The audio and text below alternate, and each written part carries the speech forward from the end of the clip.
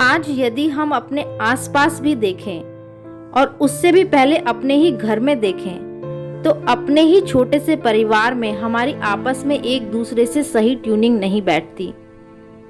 यही चीज आजकल ऑफिसेज में या जहां भी हम काम करते हैं वहां भी यही देखा जाता है। तो वर्क प्लेसेस पर भी, घरों में भी आज आपस में न बनना कॉमन सी बात हो गई है। कहीं तो हम इसे जनरेशन गैप का नाम दे देते हैं और कहीं किसी का या फिर अपना ही स्वभाव, व्यवहार, बर्ताव इत्यादि के कारण भी आपस में टकराव, दूरियां हो जाती हैं। पर ऐसा क्यों? कभी इस पर विचार किया है? क्योंकि हम सभी का जो दिल है ना, जिसमें प्यार बसता था, वो बहुत लिमिटेड सा हो गया है। आज हमारा दिल बंद तो दिमाग ज्यादा खुल गया है। इसलिए दिमाग ज्यादा चलता है, क्योंकि हम यूज भी अपने दिमाग को ही ज्यादा करते हैं।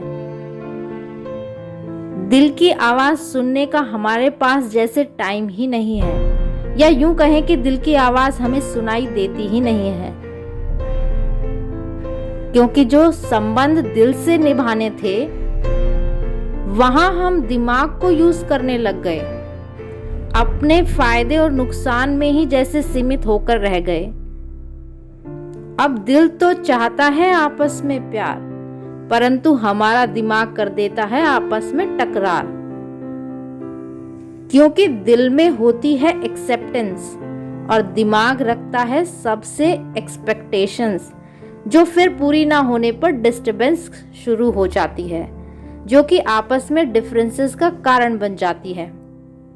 क्योंकि दिल जो है वो खुद को चलाना भी जानता है और दूसरों के साथ कैसे चलना चाहिए यह भी बखूबी समझता है, परंतु हमारा दिमाग तो बस अपनी ही चलाना पसंद करता है। तो फिर जहां लड़ाई झगड़ा हो, एक दूजे के लिए मान सम्मान ना हो, तो वो परिवार, वो घर, मंदिर कैसे बने? तो आज हम अपनी चेकिंग करें कि जिस स्थान पर हम कार्यरत हैं, इसकी चेकिंग करें कि जहां पर झगड़े हैं ना, अर्थात वहां दिमाग वाले हैं, और जिनके घर में, जिस स्थान में सुकून है, खुशी है, शांति है, प्यार है, वह सारे दिल वाले हैं। क्योंकि एक दिल वाला सबको दिल वाला बना सकता है, बस उसके ऊपर दिमाग वाले का प्रभाव ना पड़े तो। क्योंकि दिल वाले में बातों को छोड़ने की पावर होती है, वह छोड़ देता है। कोई भी बात होती है तो मन में पकड़ कर नहीं रखता।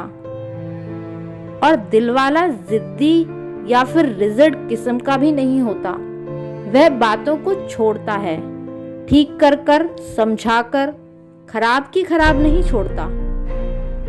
दिल वाला आर्ग्यू, बहस भी नहीं करता, वो संबंध को प्रेफरेंस देता है, अपनी ईगो की सेटिस्फेक्शन को नहीं। कहां पर क्या बोलना है, कहां पर चुप होना है, यह बखूबी बैलेंस होता है दिल वाले के अंदर। जैसे घर में दो जनों में मान लो कि दो बच्चों में ही अगर कोई बात हो गई, तो दिल वाला जो होगा वो प्रॉब्लम को सॉल्व करेगा, दोनों को समझाएगा भी, तो उनकी सही तरह। क्योंकि आज भी इस कलयुगी दुनिया में यह तो होता ही है कि बाप बेटे की नहीं बनती, दो भाइयों की आपस में नहीं बनती, भाई बहन की नहीं बनती, माँ बेटे की नहीं बनती। तो जो दिल वाला होगा ना, वह उस नहीं बनती को, अर्थात मुझे हुए धागे को सुलझा देगा। मुझा हुआ अथवा उलझा हुआ नहीं छोड़ेगा, सुलझा कर छोड़ेगा, तो जिससे सबके दिल भी खुल जाते हैं। वैसे दिल खुल जाने का मतलब यह है कि हम एक दूसरे को समझते हैं, सिर्फ खुद को ही सही मानकर नहीं बैठ जाते, दूसरे की बात का, उनकी मान्यता का, उनकी सोच, उनकी फीलिंग्स का भी रिगार्ड रखते हैं। इसीलिए तो हम अधिकतर कहते भी हैं कि दिल बड़ा होना चाहिए, क्योंकि तब ही तो रिश्ते फल फूल सकते हैं। क्योंकि छोड़ना तो बहुत सहज है, पकड़ना भी सहज है, पर सुलझाना मुश्किल लगता है, क्योंकि इसमें मेहनत है ना। और फिर इसलिए तो आज रिश्ते निभाना हमें मुश्किल लगने लगा है।